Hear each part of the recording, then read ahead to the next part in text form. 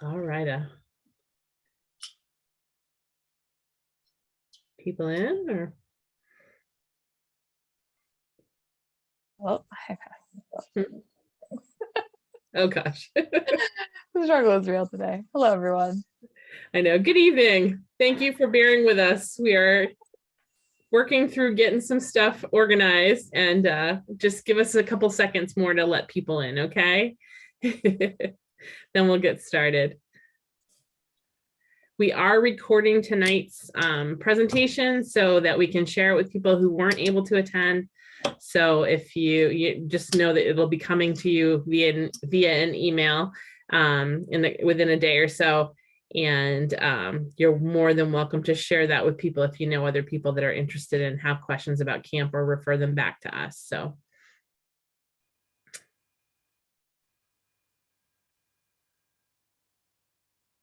I think this might be it. Want to get started or? Yeah, I think we'll get started just to respect everybody's time. Absolutely. So with it just ask is we're going to kind of go through a basic kind of PowerPoint with everybody, share like that, the quick hit FAQs of everything of, what camp programming is and everything it is that we have to offer. And then we will have time at the end of the presentation for questions. Yep. But please do use that chat function as well to kind of put them in as they come along, and then we'll get to them at the end of the presentation. So, thanks everybody. Welcome. Yeah. Sounds good. All righty. All right. Want to get started? Yes. Here we are. Pine Tree Camp. Welcome. So we are a summer camp for children and adults with disabilities who are able to participate in all kinds of recreational activities that Maine is known for all year long without having any barriers to access. So we do have, in addition to that seasonal staff that we bring on every year, we do have a pretty extensive full-time team, which has just expanded actually this week, which is just amazing. This week. Yeah. So for those of you that don't know, and I know my name is not right on the Zoom right now, but I am Mary Schaffhauser, and I'm the assistant director of the overnight programs. And I am Dawn Willard Robinson. I am the camp director. We have Nate. Yeah. Nate. I'm Nate. I am the assistant director for day programs. So yay. Welcome. And then yeah, go ahead, Jen. Sorry. I'm Debbie Shaw. I'm Debbie Shaw with a bad voice. And my daughter hopes to be attending camp for the first time. Awesome. Great. I apologize for the voice. Oh, no worries. No worries. Good. No worries at all. Let's see. Mary is, I think that we do have Liz on here who you've probably received some emails from, but we are going to introduce her as well. She's our outreach and marketing coordinator. And we want to make sure you all know her face and see her face. Give us a wave and say hey. Yeah. And then Lori Chesley, our camp relations coordinator, is the person that handles all of our applications, and she's the one to call with questions and all of that fun. She's got it all right here in her brain. She knows all. And if you have camp minder questions, any of that stuff, she's the one to talk to about that. So you guys will get to definitely know Lori. And then we have Casey Cook, who is our lead facilities coordinator, and Josh Gilbert, who is our facilities coordinator. So we are super excited to have a great full team now, just as of Monday. So we're super excited to have some new folks on our team. Woo. So I think it's important, as with any program, especially as we know you have options, we know you have choices out there for programming and things that you want to do, and it's important for us to share our philosophy. So just this past year, it was something we had started last year, but this year was the first year that we made that full transition into being a year-round recreational program, serving people during all seasons, which is really, really exciting for us. So exciting. Yeah, so in addition to just that summer stuff, we have year-round programming. And our entire focus is about expanding access to nature, recreational opportunities, and just being able to utilize the beautiful facility that we're lucky enough to have. Anything to add to that piece? Yeah, I mean, it's been really exciting. Even this winter, just during February vacation, we had campers out. We had 10 campers that stayed overnight for the first time, which was a big deal for us to come back. And then we also, and then we had some families out, we had some day pass programming going on. So it was just a great time for us to get outside, and people ice fished and went snowshoeing and went sledding. So it was a great time out at camp during February vacation week. So we're super excited to have that. It's something that we thought about for a long time. It's something that as an organization we work for the last 10 to 15 years or so, to really get everything to the point where we're able to do that with buildings and staffing and all that stuff. So it's been just an amazing couple of years to kind of see that vision come to life. So Absolutely. Yes. So we have, expanded quite dramatically in the past couple of years. While we weren't necessarily running our overnight sessions, we have continued to kind of innovate, create, and figure out how it is that we open up access to camp, whether that be through our online programs or in-person programs, and now coming back to our overnight sessions. So tons and tons and tons of options to be able to program with us, to access camp, to not have to even come to camp and still be able to participate in camp, which is really exciting about. So you'll see kind of these different programs that we'll give you a quick overview of, and I'll kind of start with the first row and then I'll let Dawn take it from there. But we have our Pine Tree Camp to You program, which is our fully online program in which it's actually coming up in April, where we send you a full box full of 5 different activities with everything that you need to do to participate in those activities. And then each day you get to connect with kind of your Zoom cabin group, just the same as if you were to be at camp. You kind of get that group of peers to be able to participate in activities with, in addition to some fun evening activities. And we've done bingo, dance parties, we've had alumni campfires, we've had tons and tons of things that we have been able to bring back and connect with our community. So we understand that, coming to camp is not always feasible. It's not always the right time of the year. And this has been a great way for us to be able to stay connected with our community and our community with camp. And in addition to that, we have both our adult overnight sessions and our children overnight sessions coming back this year, which we're really excited about. Our applications for adult programs right now are full at the moment. We will, we haven't started enrollment yet, but we are currently accepting a wait list. But there are still a few spots for those children overnight sessions. So those are for 8 and above, but go to about 18 that people can come and participate in camp. It's 6 days, 5 overnights full of camp activities and friends and fun and all of the good things that we do here. Right, great. And then we've ran a traditional overnight camp since 1945. But when I came back fairly a while ago now, but I decided that it was really important for us to start a small day camp program. So we do have what we call Camp Pinecone. It's for children that are 5 to 12. And then this year we're going to do a 12 to 16 camp as well.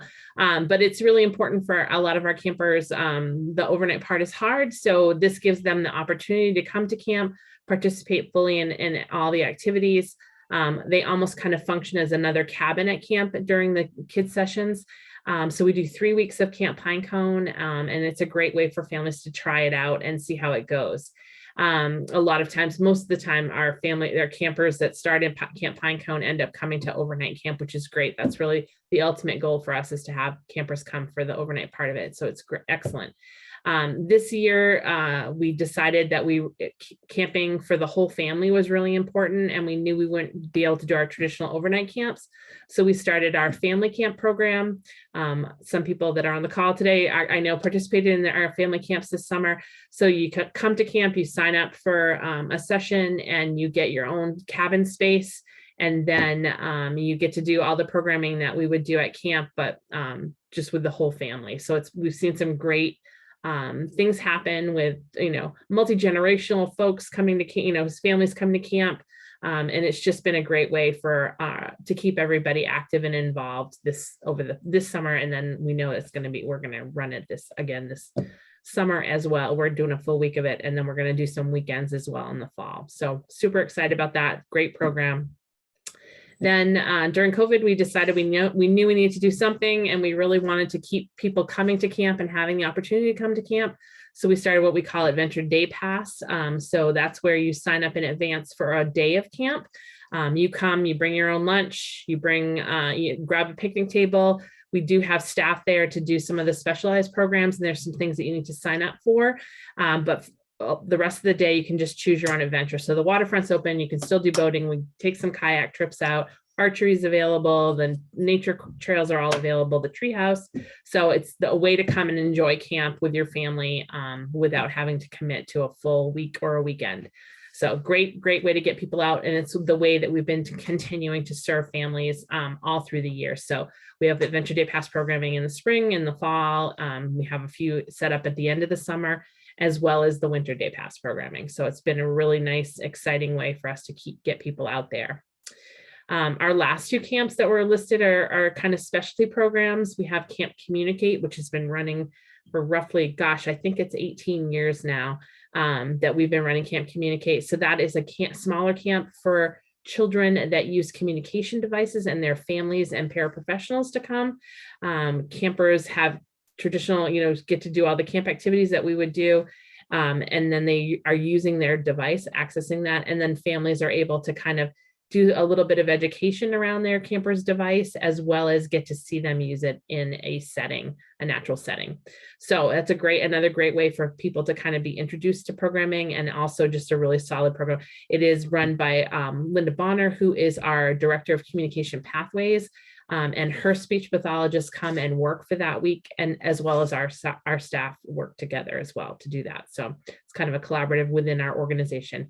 The other program is called Sign Tree Camp, and then that is a camp that we run, a small overnight program that we run for adults that are deaf, as well as have some intellectual disabilities. So great way for everybody to kind of come to camp and try things out in their specialized programming. So lots to offer. Whew, that was a mouthful. All right. So, unfortunately, COVID is still a thing for us. And because, we kind of go back to our philosophy is that we keep everybody safe. We manage risk, and we make sure that, everybody's operating within programming in a safe and reliable way that makes sure that everybody's set up for success throughout the summer. So we'll have Dawn talk about those policies. Yeah, so we are requiring, if people come and stay overnight, that campers be vaccinated and boosted if they're eligible for a booster. Our camp physician and medical team really determined that it was the best way, especially where we're just coming back and we're mingling people to sleep and things like that. So we feel it's really important for that to happen. I have had multiple conversations with folks about, if there's other things, we can talk specifics. If you have real specific camper questions, like we can talk offline about that. But and the other thing is really we've reduced our capacity for overnight camp. So instead of we're going to go at 60% of what we were in 2019. So it ends up, normally we have about 90 campers per week in each camper session. And now we're going to be closer to like 58 campers per week. So that allows us to actually reduce the amount of campers that are in the cabins. The way our cabins are set up, they're kind of bunked in like little kind of cubicle areas that either hold 3 campers or 2 campers. And we really feel it's important to spread everybody out. And we tried it out and tested it out over February vacation. And we had 8 campers in a cabin, and it was enough that we spread everybody out. So they each had their own bunk space. So for sleeping, they can, obviously we want them to unmask, or when they're sitting in their bunk area, be able to unmask and have some of those mask breaks inside. We are going to try to, until things change, if things change drastically, then they will. But right at this point, we're still recommending that we're going to wear masks indoors. And we ask our staff as well to do that. We just feel it's really important. Sometimes we're either close serving food, we're doing things that we're all together. So unless we're eating or, spaced out enough, we would always wear a mask inside. So we're going to keep going as we move forward. We kind of went in and we went pretty strict on our restrictions right now, and then hoping that we'll be able to at some point leave. But this was the best way that we could do it to keep everybody safe. So we'll keep everybody posted if anything changes, but right now that's where we're at. So I think it's also something that's really great about camp is that we are covered under a full medical staff. Not only do we have a really experienced charge nurse who you see here, Dee, I think 8 summers now, right? Has been at with least, us. yeah, 8. At least yeah. 8. Yeah. As well as an additional nurse or 2 that usually come on, and we kind of make sure that there's 24-hour coverage with having a nurse available at all times. In addition to some CRMAs, we do medication passes. So that is available as a service I think that we do. And then we do have our own camp physician who helps us make some of those decisions around, such as our COVID policies, and making sure that we're always operating in the best way that serves our campers. And again, sets people up for success as they come.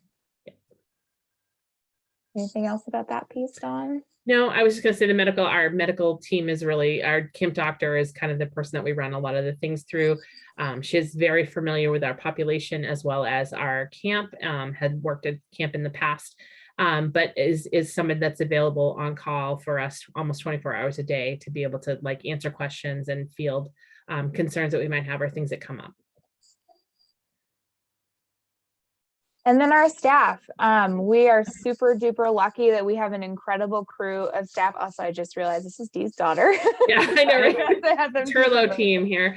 Turlo team. So we have an amazing crew of staff that comes in every year, both from cabin staff to specialized activity staff, nursing staff. We have a full staff that does the kitchen. We have support staff. We have an awesome facilities crew. We have a ton of people who are there to support camp and what it is that we do. So a lot of those camps, specifically our camp staff and the staff that are leading activities, are going to be teachers, they're college students. We do have quite a few international staff coming this year, which is really great for us, that's going to be something we get to bring back.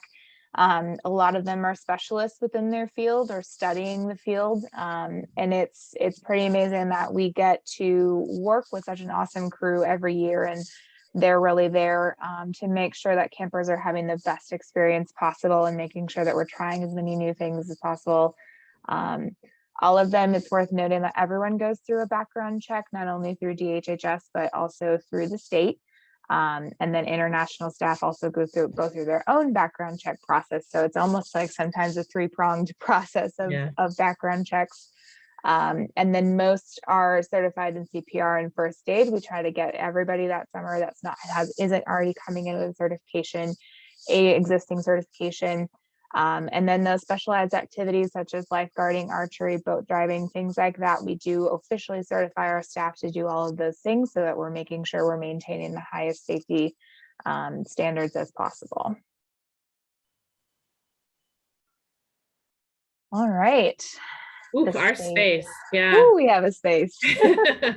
We're very fortunate to have the camp that we do. We have 285 acres of campus space. We recently went through, within the last 10 to 15 years, have gone through all of our buildings and updated them.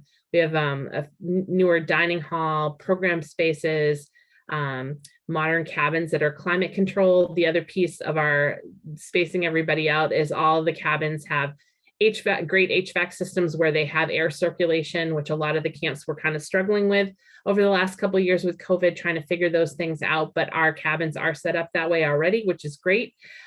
We have a whole mile of shorefront. The majority of, you're looking at our picture of our dock in our beach area, but the majority of our programming happens kind of in that center spot of camp. So we're right there on the water.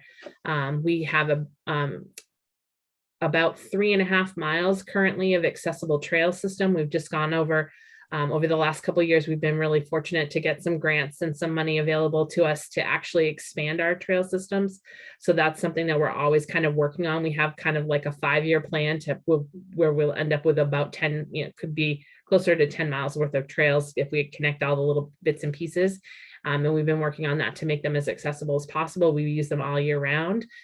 So snowshoeing in the winter and hiking in the summertime. So it's a multi-use kind of system. All of our cabins and buildings have an open floor plan, especially our camper cabins are set up that way. Of course, everything is ADA accessible, and we are a completely year-round facility. All of our camper cabins, dining hall, health center and office is all year-round with permanent water and septic and everything like that we need to have to keep everything year round. All of them are climate controlled, heat and cooling. And we are Maine's only accessible ACA accredited camp at the moment. So we're the only ones like us that are actually accredited in the state. And what accreditation means is that the American Camping Association is who we're part of. And we have a stringent look at everything from our policies and procedures to what everything looks like in all of our programming and the safety of our programming.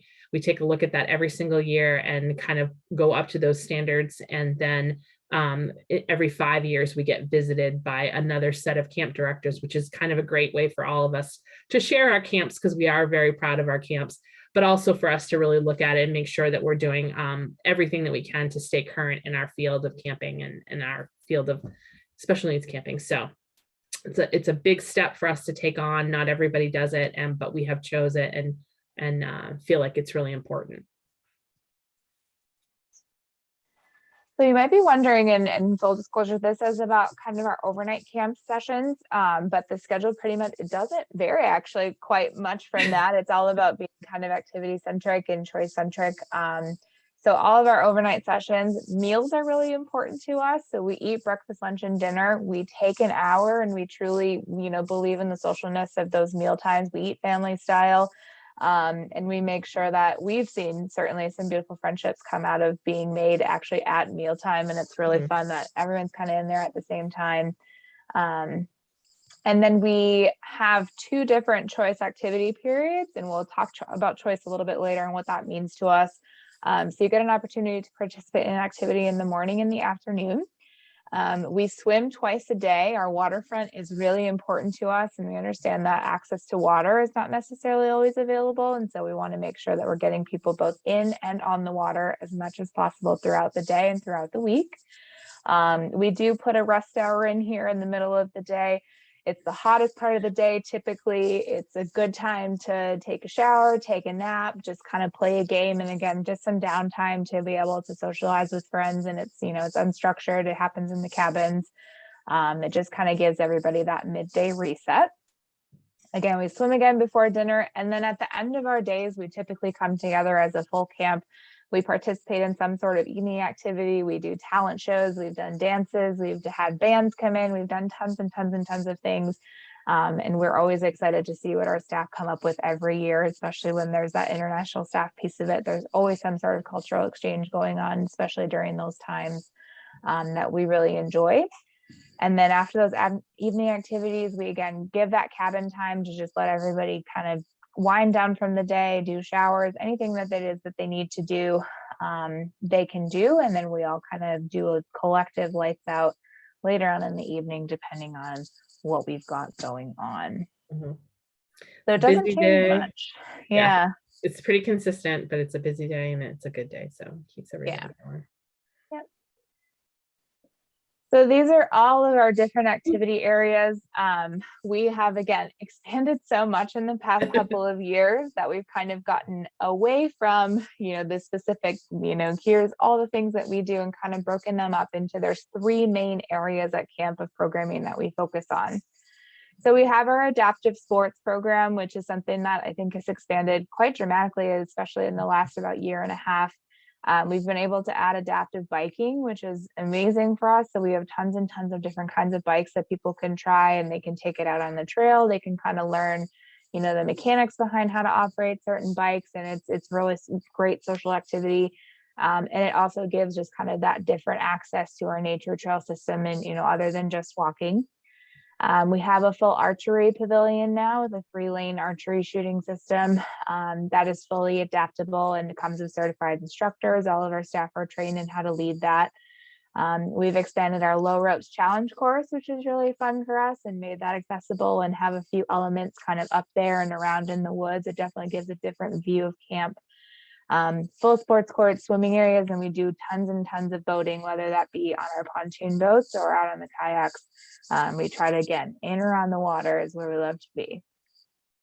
Our second is our creative arts program. So we understand that some people want to come and kind of participate in those more crafty activities, again, still focused in nature and kind of programming around that nature piece of it. But we do have a music and drama program as well as an arts and crafts. And then another one that has seen, Don mentioned, we're on a 5-year plan heading towards 10 miles close to of accessible trails. In 2019, actually, just before everything crashed. we built a barn. Build a barn, which is amazing. So we have goats, we have chickens, and we added ducks. So there's that program, as well as this past year and kind of will be completed this upcoming spring. We have a greenhouse. So we're really excited to explore that potential that's up there, kind of with that environmental piece of it, the farming, the figuring out what we can grow, and kind of have campers as involved in that process as possible. Our overnight camping program, what? So exciting, I know, right? To bring that back. So every camper gets the opportunity to sleep outside. So we have big platform tents that everybody sleeps in. You get to go out and cook dinner, you get to cook breakfast, you get to participate in some activities out there, and just the opportunity to be able to go camping. And then, as we mentioned, those nature trails and boating activities in and around the water, where we like to be. Anything to add to that piece? Yeah. Yeah, no, I think, you know, especially our environmental stewardship program, I mean, we're very active and involved in our lake association and the health of our lake. So we want to start being able to pass some of that information on to campers when they come, and have them appreciate how important it is and how fortunate we are to be able to be on this space, in this space, and to take care of it. So that's all I was thinking of. Yeah, lots of history. So many things. It's great, right? Great activities right at the moment. Yeah. So exciting. Yeah. All right. Yep. So we talked about choice. What does that mean to us? So we firmly believe, and it is our methodology, that we offer campers as many choices as possible, as many opportunities to choose what it is that they want to do and what it is they want to participate in.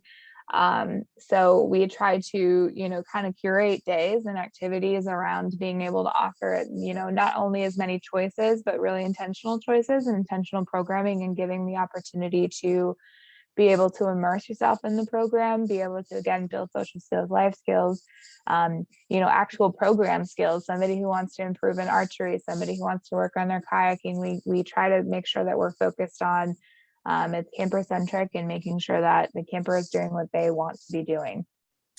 And I think because a lot of our folks come back year after year, they actually can see that they have gained skills in those certain areas.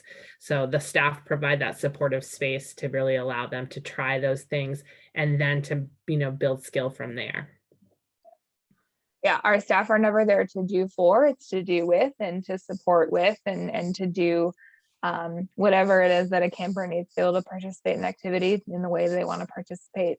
And we have created our program spaces in order to allow that to happen as well. So, and again, very centralized in nature. So even when it's arts and crafts, you'll see our beautiful camper here. We're doing crafts, and we're doing it outside. We're doing it on a nature walk. And because, again, we love our motor with the fine motor, a little, you know, all those pieces that I always say camp is like fun on the front, and then a little bit of therapeutic stuff on the back, but it's not at that kind of a model. So that happens because of the nature of it. So.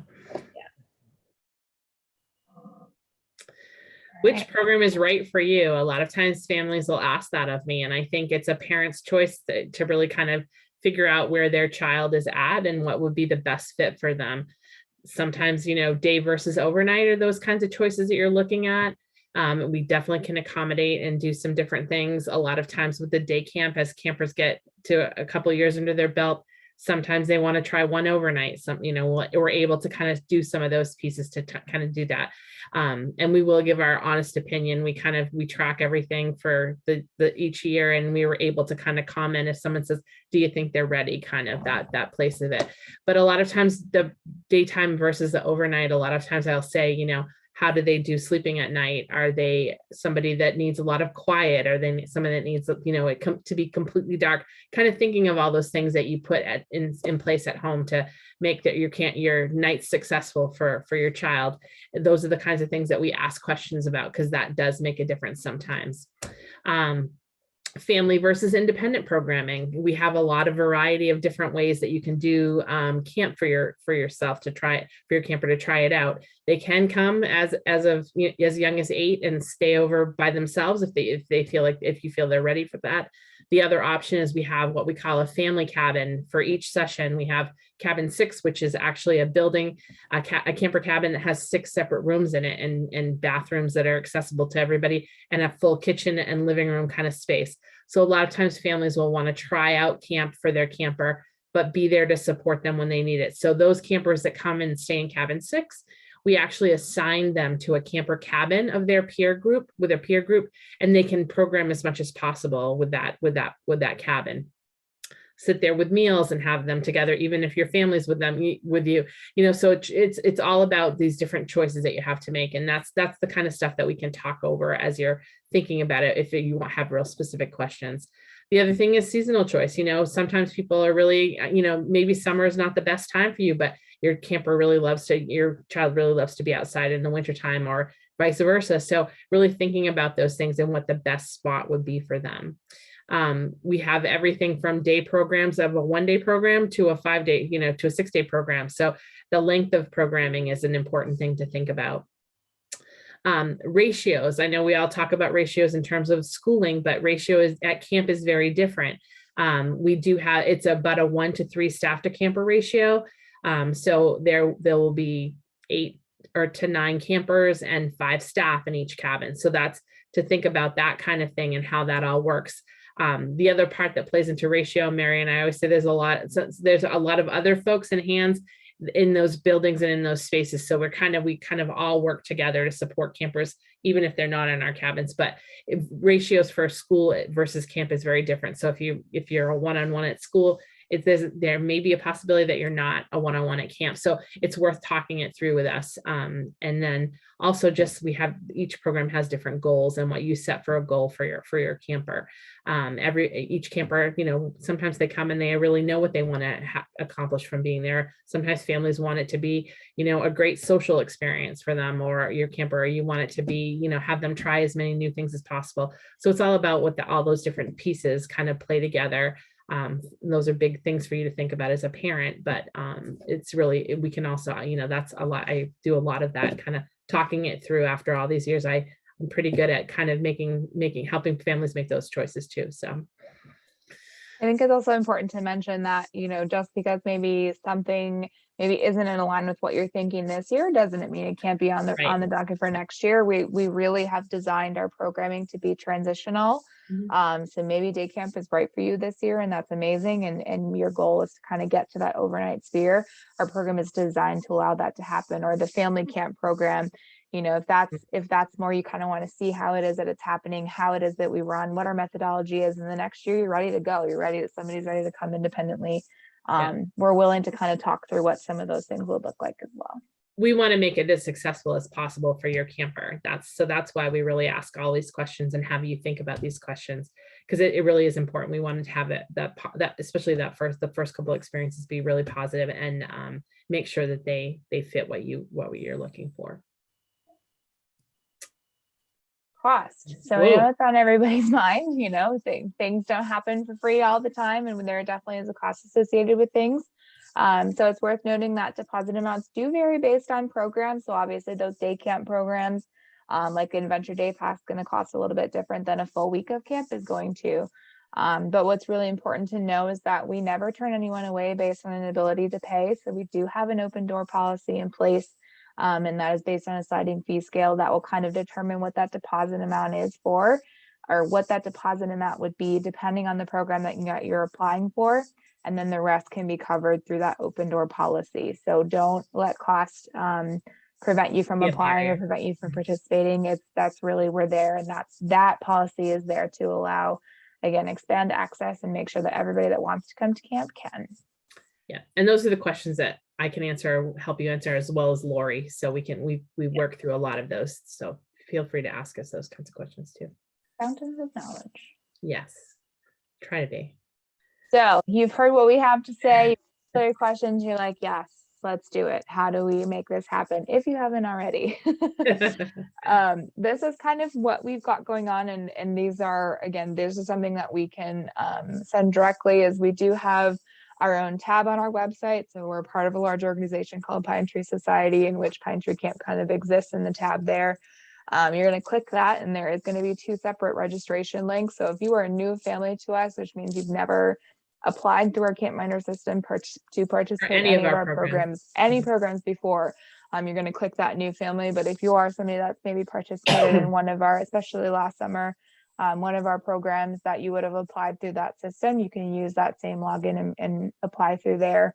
And there will be a space in the application to kind of select which programs that it is that you're applying for. And I believe, Don, you can select multiple if you're applying for multiple, right? You can pick multiple things at once, or you can also go back in and pick a different session. So like if your camper came to session 4 for this summer, but you're also interested in coming to a family weekend this fall, you can go back in and do that, register for that. And we did, I know this says late March, it is going to be April, I believe you said early April, 4th, first week in April. Yeah. That's going to happen. So we will let everybody know kind of on a rolling basis on those applications, but the first emails about acceptance won't be sent until early April. Yes. Yeah. All right. So I believe that was all that we had. Yep, we have tons of social media that happens, that we post announcements. There's activities on there. We do tons of stuff. We try to keep everybody connected through them. So we really encourage you to go and see what's available and out there already. And then I'll kind of leave this contact information up first a little bit. And again, you'll have access to this contact information is also on our website. But at this moment, I'm gonna stop sharing, and so we can see everybody. And I know I saw a question coming. And I was just gonna respond to Tom's question. So I think this might answer it, but here we go. Are we in gallery view? Here we go. So we can see everybody. Yeah, much better. There we go. So yeah, so I know Tom, you put up a question. So Lori's contact information was on there. All of our email addresses are on the website. And if anybody wants it, I will give you, I'm in and out a little bit this time of year, but you can, I can give you my cell phone number as well. So if you have real specific, Lori's more about the registering and how you get all that piece of it done. And if you have real specific questions about how is this going to work for my child, then feel free to give me a call. Okay. Sounds good. And does anybody, I'll give my cell phone number out. I don't mind at all. My regular number is on there, but usually it goes to voicemail if I'm not at camp, and then it ends up, but my cell phone number is just 207-212-8599. And that is definitely a better way. Put that in the chat for everybody. Oh yeah. Well. Thank you. Thanks. I forget about doing that part of it. You would think all these days of Zoom that we would be able to kind of come up with that. Does anybody have any questions? Any other questions for us? Or? I see that Jan Landry has her hand up. Jan, oops, where are you? There you go. Hi, Jan. Hi, a couple questions. So with swimming, do they need to do any type of swim test, to go in the water? Do they need to have a life jacket on? What do you require? I'm gonna look at Mary for that one. Yeah, great question. So I know you all kind of saw that picture of our dock system. So we have it set up in kind of an H. So pool 1, we're also really lucky that our pond is very shallow. And so that first pool 1, we do kind of do a test to kind of see where people's skills are at. It's pretty generalized just to make sure that somebody can successfully keep themselves above water, do some basic strokes. And if not, we have tons and tons of life jackets, as well as tons of staff that kind of float around during that period to be able to assist campers when they need it. We kind of will go, it's not overboard to us, but it's overboard maybe it is a little overboard. If you look at other camps, it is. Yeah, we always have at least 4 lifeguards on duty in addition to a bunch of other people on dock duty. So we have tons of eyes on the water, just to, again, make sure that everybody's being set up for success and safe. But we do have a swim test to kind of go into those next pools that are out from that pool 1 area that's in that inner H. And there's a kind of a system to get out to the furthest one. And then we do tons of staff support. Good question. Okay, I have another one. You said about 3-to-1 ratio. So do all 3 of those kids have to agree to go to one activity, or if no, they basically as a cabin decide who's going to be assigned for staff to each cabin, and usually there are clumps of a couple of kids that are going to go to each program, plus they're going to connect with other cabins of campers that are going to be from different cabins and with staff with them as well. So the ratio actually kind of goes up a little bit, I think, when we do choice, because in smaller groups and we're all together in the same space. So that's how that works. So that one staff person is not assigned to the same 3 campers all the time. It's just kind of a generalized, yeah. A lot of times if campers need care, sometimes we kind of like shift off on care. You know, there a lot of times people have set schedules and stuff like that for who's going to do what in what day. But most of the time it's all everybody working together as a team to get everybody where they need to go. And that's how we share the responsibility as well. Gotcha. Okay. And just sorry, one more question. Since you know the boys are the first time going overnight, if you allow, or do you, I guess, if they want to like call home to say goodnight, just kind of check in, do you discourage that? Do you kind of talk to them that everything's okay? Like, yeah, we do a lot of talking about, can we wait until tomorrow and see how usually if we can get everybody through that first night, they just get so busy with everything. And I do try to put it off. But I have had some kids that works really well, and some that they get on the phone and they're like, come and get me. And of course, moms, we're like, oh, okay, I'll come get you. So it's kind of trying to find that balance. And I think the way that we're structured, especially during the children's sessions, we have a little extra, like flexibility and staffing and stuff, but we try to work really hard to kind of work through those things with people and with the campers and do what we can do to kind of make everybody feel really supported. And then maybe call when your mom and dad, when they're like feeling great about it. Like I hate it when I call, and it always happens. I always get caught a couple times a year. I'll say, okay, sure, we're ready to call. And then they get on, they're like, oh, and so then I'm like, I feel terrible, but I think it's really trying to encourage that, that independence and that growth part of it. So for mom and dad and for the camper. So it's like a combo of both. I was telling my son, I made him go to camp, and he grew up at our camp, but I made him go to his own camp, and he cried every day and had a miserable experience. And he doesn't like the camp director anymore still. And he's like, it's funny.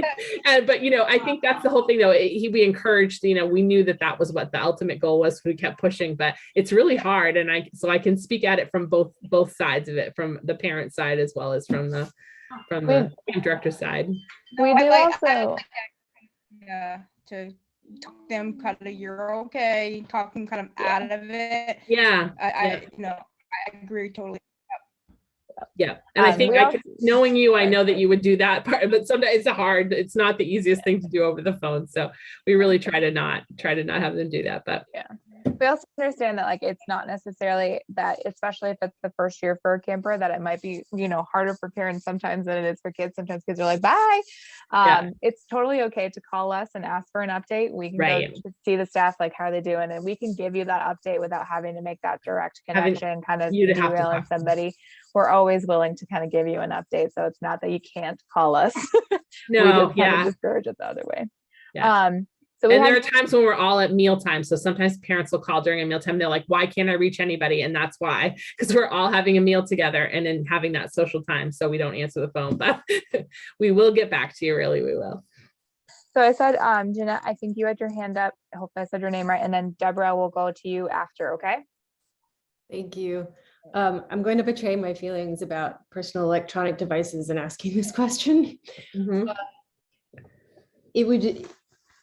Are they, how shall I phrase this? Are they not permitted at camp? And I'm hoping I'm betraying the answer that I'm really hoping that they're not. We strongly encourage that people leave devices at home. We do every now and then have some that we usually keep somewhere safe. Because we do have every now and then we have a couple of campers that either use it for communication or other things, but we really, really, especially during kid sessions, strongly encourage them not to bring anything to camp. It is our preference to have them not do that. And we assure them that we all have a phone that we carry with us, as well as having phones and things, and they're so busy, they don't have time to use a device, really. That is awesome. And I should clarify, I mean device that's not an AAC device. No, yeah. I use augmentative using a speech generating device. So I didn't mean that. I just mean like that. You're good. Yeah, no. The crack machines. Thank you. Yes. You're welcome. No, we'd like to not have them. You're good. All right, Deborah, you have a question? Yes, sorry, apologize for the voice. For the Okay. voice. Yeah. This one, my daughter is should be an older camper. She's 46 and very eager to go. And as a matter of fact, we applied way back and we hadn't heard anything. And I noticed they hadn't cashed a check.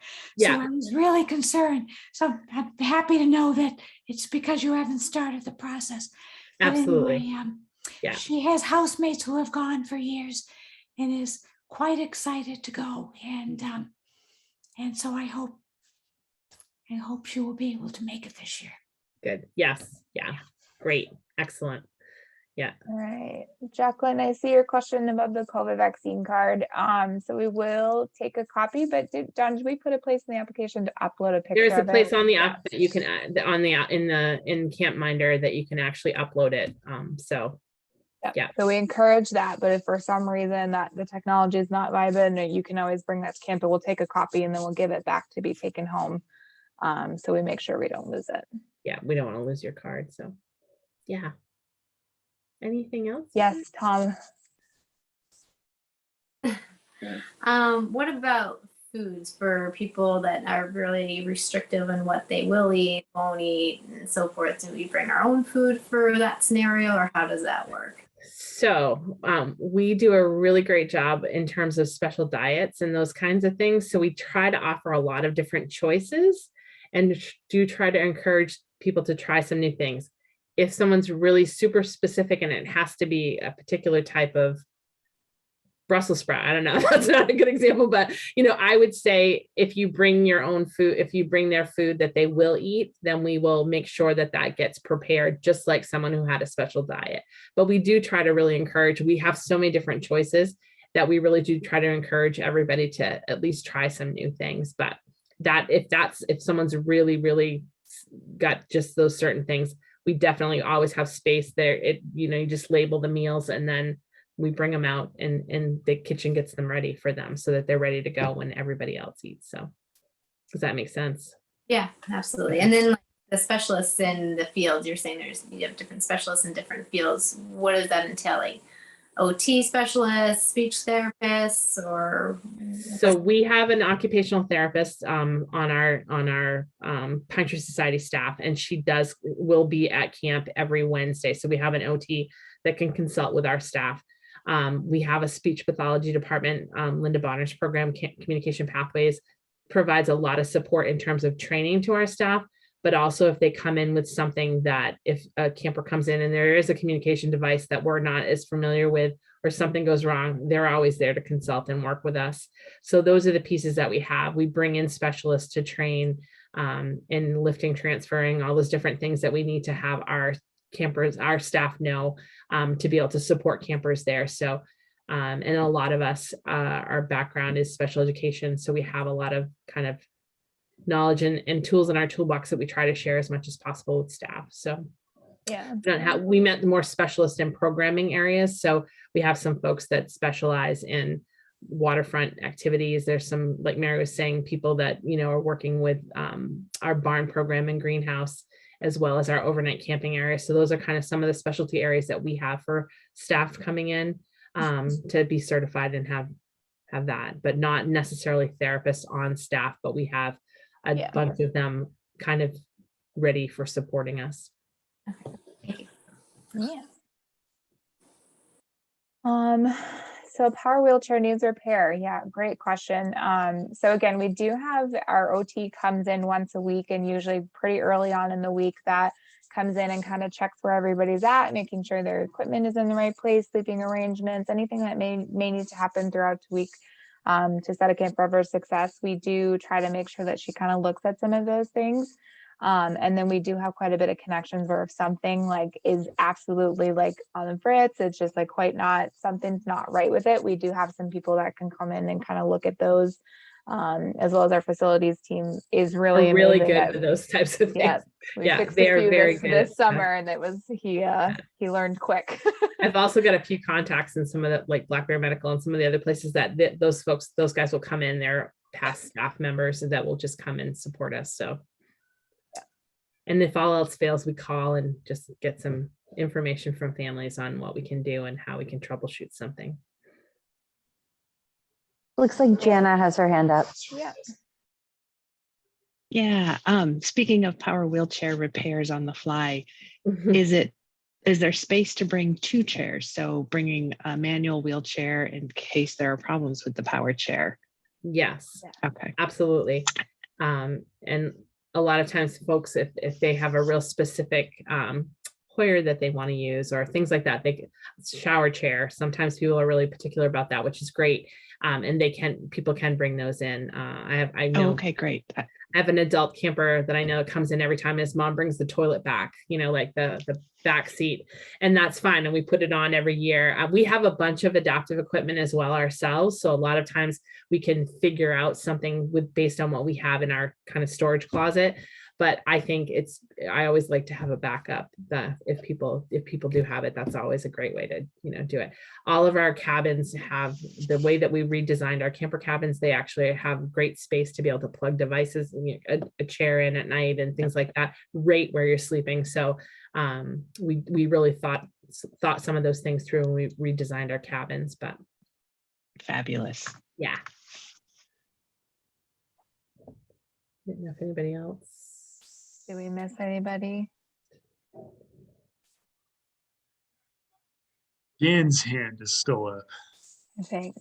Jan, Jan, Landry, do you have another one for us, or is it stuck? Because mine got stuck the other day. just giving us the woo, woo, raise the roof. I just wanted to make sure. No, nothing right now. Okay, great. All right.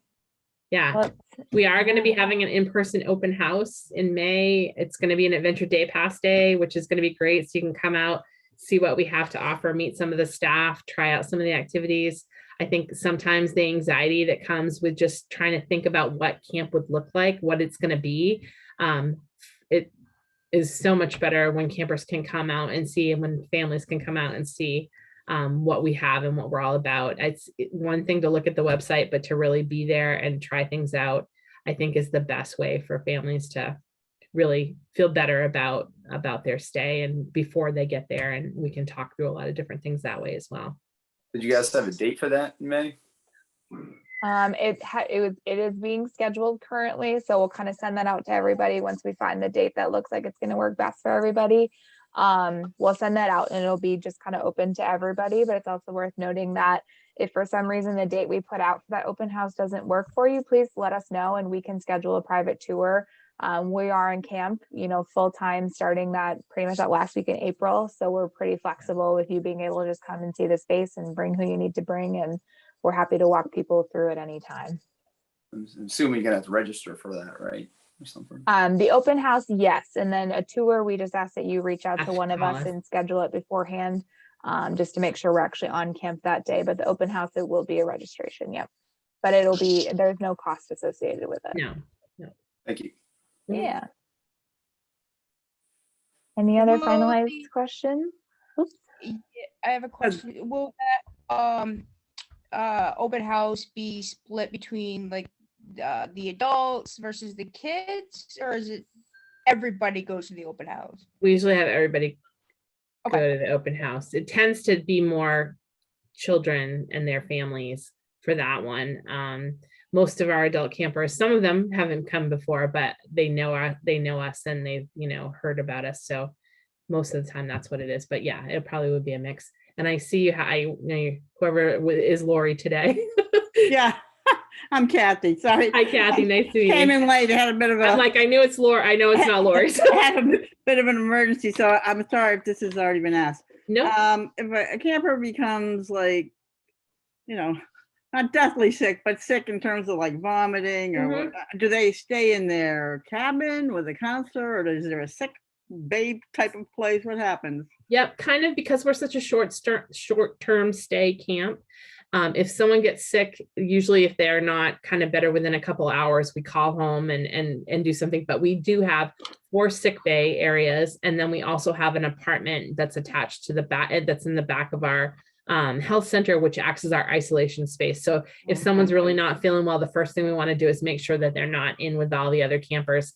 And then that's how we would play it out. So we would definitely call the minute someone is not feeling well. We usually kind of call and say, is this typical? Because sometimes it's like they've eaten something that they shouldn't eat, you know, or whatever. But then other times when we know it's that they're really not feeling well, running a fever, those kinds of things, we're not you know, like some of the camps that people are there for multiple weeks, then it's easier for them to stay and kind of go to the sick bay and like, you know, stay in the cab, stay in that space until they feel better. But really with our short-term stay and where everyone, it can go really fast if we let something run like that. So we really try to make sure that we get them out of the cabin and then into the health center, and then we'll give you a call. We're really quite, that's one of the first things that we do after we assess, even if it's an injury or if something else is going on, an allergic reaction, something like that, we really will call. That's our first thing, is to call camp, to call the family. I'm sorry, call camp. No, call family. Is Yeah, there Deborah. Is there any problem with having a camper who is immunosuppressed?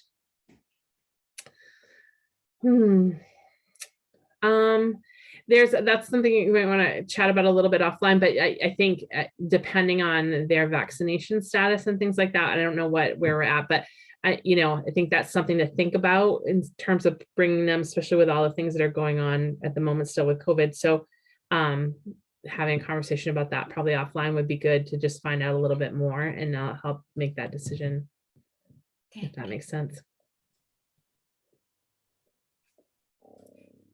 Any other last ones? As we kind of approach the 8 o'clock hour, we want to make sure we're being respectful of people's time. Mary, would you want to go back to the slide with the contact info, just so anyone could grab it again in case they didn't get it before? Sure. If that's possible, just so it's up on the screen. A second here. If you ever forget, I don't think we have PT camp on there, do we? No, but you can also find these on our website. Oops, I have to go start all the way at the beginning. So Lori's the one to kind of contact for those questions, but we do have a generalized email as well. It's ptcamp@pinetreesociety.com. But it's definitely worse if you, org, not com. Our website has all of our emails on it, so that is also a good place to get those from. Alrighty. Well, if nobody has any more questions, thank you so much for letting us share camp. Yeah. Looking forward to talking to all of you again. So yeah, thank you. Thanks very much. Good night. Thank you. Okay, take care, guys. Bye, everybody. Thanks.